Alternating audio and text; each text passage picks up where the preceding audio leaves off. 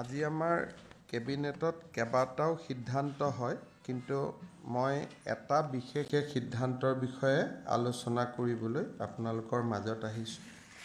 আমাৰ বড়ো একৰ্ডত এটা ক্লজ আছিলে যে BTRৰ সীমা শোণিতপুৰ জিলাৰ বড়ো অধ্যুষিত অঞ্চলসমূহকো সামৰি ল'ব।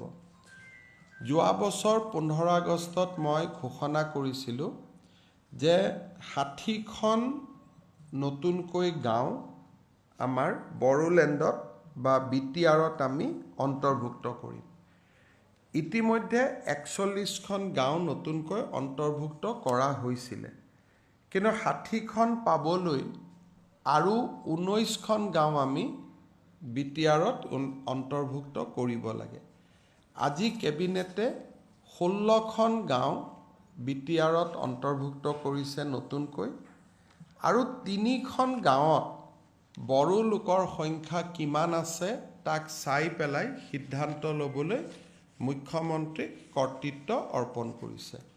অৰ্থাৎ ইয়াৰ ফলত আমি পোনে পোনে ক'ব পাৰোঁ যে BTR একৰ্ডত যিটো এটা ডাঙৰ কথা আছিল যে শোণিতপুৰ আৰু আমাৰ বিশ্বনাথ জিলালৈকে BTRৰ সীমা বৃদ্ধি হ'ব, কিন্তু কেৱল 80শতাংশতকৈ অধিক বড়ো বা জনজাতীয় লোক থকা গাঁৱক লৈহে সম্প্ৰসাৰিত হ'ব। তেনে গাঁও আমি 60খন চিলেক্ট কৰিছিলোঁ। 41খন আগতে আমি অৰ্পণ কৰিছিলোঁ। 19খন আমি কৰিলে আমাৰ প্ৰতিশ্ৰুতি পূৰ্ণ হয়।